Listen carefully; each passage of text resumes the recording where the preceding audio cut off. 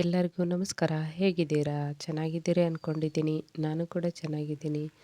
ಬನ್ನಿ ಇವತ್ತು ಮೊಟ್ಟೆ ಸಾಂಬಾರು ಮಾಡೋಣ.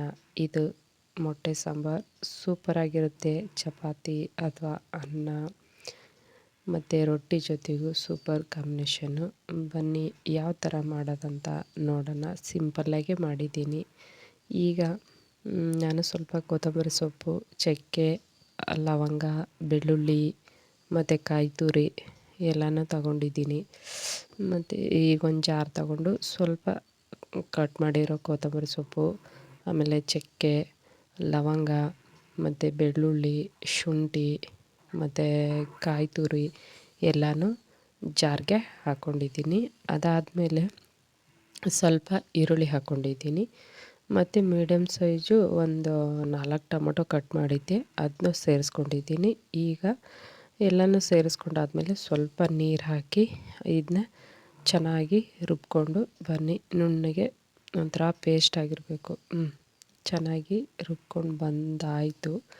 ಈಗ ಒಂದು ಪಾತ್ರೆ ಇಟ್ಕೊಂಡು ಅದಕ್ಕೆ ಸ್ವಲ್ಪ ಎಣ್ಣೆ ಹಾಕ್ಕೋತೀನಿ. ಒಂದು 2 ಸ್ಪೂನು ಎಣ್ಣೆ ಹಾಕ್ಕೋತೀನಿ. ಇದು ಎಣ್ಣೆ ಬಿಸಿ ಆದಮೇಲೆ ಸ್ವಲ್ಪ ಒಗ್ಗರಣೆಗೆ ಈರುಳ್ಳಿ ಹಾಕ್ಕೋತಾ ಇದ್ದೀನಿ. ಈರುಳ್ಳಿ ಹಾಕ್ಕೊಂಡು ಚೆನ್ನಾಗಿ ಫ್ರೈ ಮಾಡ್ಕೊಳ್ಳೋಣ. ಸ್ವಲ್ಪ ಕಲರ್ ಚೇಂಜ್ ಆಗೋವರೆಗೂ ಫ್ರೈ ಮಾಡ್ಕೊಳ್ಳಿ.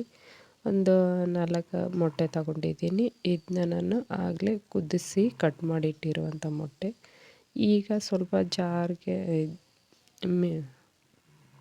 ಪೇಸ್ಟ್ ಮಾಡ್ಕೊಂಡು ಬಂದಿರುವಂಥದ್ದನ್ನು ಇದಕ್ಕೆ ಹಾಕ್ಕೊಂಡು ಚೆನ್ನಾಗಿ ಮಿಕ್ಸ್ ಮಾಡ್ಕೊಳ್ಳಿ. ಮಿಕ್ಸ್ ಮಾಡ್ಕೊಂಡಾದ್ಮೇಲೆ ಸ್ವಲ್ಪ ಮೊಟ್ಟೆ ಮಸಾಲ ಹಾಕ್ತಾಯಿದ್ದೀನಿ. ಮಸಾಲ ಹಾಕ್ಕೊಂಡು ಮತ್ತು ಇದಕ್ಕೆ ಸ್ವಲ್ಪ ಧನ್ಯ ಪೌಡ್ರು, ಸ್ವಲ್ಪ ಗರಂ ಮಸಾಲ, ಸ್ವಲ್ಪ ಅರಿಶಿನ ಪೌಡ್ರು ಹಾಕ್ಕೊಂಡು ಚೆನ್ನಾಗಿ ಒಂದ್ಸರಿ ಮಿಕ್ಸ್ ಮಾಡೋಣ. ಟೇಸ್ಟ್ ಅಂತೂ ಸೂಪರಾಗಿರುತ್ತೆ. ಎಲ್ಲನೂ ಇದನ್ನು ಮಾಡಿರೋದು. ಈಗ ಸ್ವಲ್ಪ ಖಾರದ ಪೌಡ್ರ್ ಹಾಕ್ಕೊಂಡು ಎಲ್ಲನೂ ಚೆನ್ನಾಗಿ ಮಿಕ್ಸ್ ಮಾಡಿಕೊಂಡು ಟೇಸ್ಟ್ ಅಂತೂ ಸಖತ್ತಾಗಿರುತ್ತೆ. ಅನ್ನದ ಜೊತೆಗೆ ಊಟ ಮಾಡ್ಬೋದು, ಚಪಾತಿ, ರೊಟ್ಟಿ ಯಾವುದಕ್ಕೆ. ಈಗ ಸ್ವಲ್ಪ ನೀರು ಹಾಕ್ಕೊಂಡಿದ್ದೀನಿ. ನಿಮಗೆ ಅಷ್ಟೇ ಇರಲಿ ಅಂದರೆ ಬಿಡಿ, ಬೇಕಾದರೆ ನೀರು ಹಾಕ್ಕೊಳ್ಳಿ. ರುಚಿಗೆ ತಕ್ಕಷ್ಟು ಉಪ್ಪು ಸೇರಿಸ್ಕೊಂಡಿದ್ದೀನಿ. ಉಪ್ಪು ಸೇರಿಸ್ಕೊಂಡು ಇದನ್ನ ಕುದಿಯೋಕ್ಕೆ ಬಿಟ್ಟಿದ್ದೆ. ಈಗ ಸಾಂಬಾರು ಕುದ್ದಿದೆ.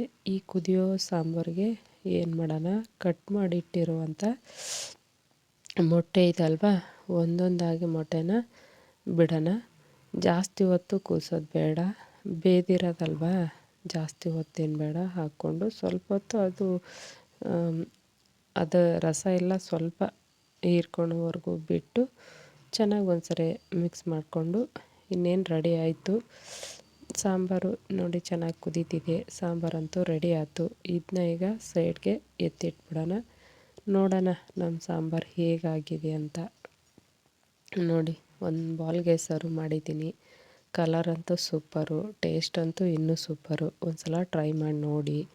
ಮಾಡಿರ್ತೀರ, ನನಗೆ ಬರೋ ಥರ ನಾನು ಮಾಡಿದ್ದೀನಿ. ಹೇಗಾಯಿತು, ಹೇಗೆ ಬಂತು ರೆಸಿಪಿ ಅಂತ ಕಮೆಂಟ್ ಮಾಡಿ ತಿಳಿಸಿ. ಮಾತಾಡಿದ್ರಲ್ಲಿ ಏನಾರು ತಪ್ಪಿದರೆ ಕ್ಷಮೆ ಇರಲಿ. ಮತ್ತು ನಾನು ಅನ್ನದ ಜೊತೆ ಸರ್ವ್ ಮಾಡಿದ್ದೀನಿ. ಏನೂ ಜಾಸ್ತಿ ಐಟಮ್ಸ್ ಇಲ್ಲ, ಇರೋದ್ರಲ್ಲೇ ಮಾಡಿದ್ದೀನಿ ಅಷ್ಟೇ. ಟೇಸ್ಟ್ ಮಾತ್ರ ಸೂಪರಾಗಿ ಬಂದಿತ್ತು. ನೀವು ಒಂದು ಸಲ ಟ್ರೈ ಮಾಡಿ ನೋಡಿ. ಈ ರೆಸಿಪಿ ನಿಮ್ಗೆ ಇಷ್ಟ ಆದರೆ ಸಬ್ಸ್ಕ್ರೈಬ್ ಮಾಡ್ಕೊಂಡು ಚಾನಲ್ಗೆ ಸಪೋರ್ಟ್ ಮಾಡಿ. ನೋಡಿದ್ದಕ್ಕಾಗಿ ಎಲ್ಲರಿಗೂ ಧನ್ಯವಾದಗಳು.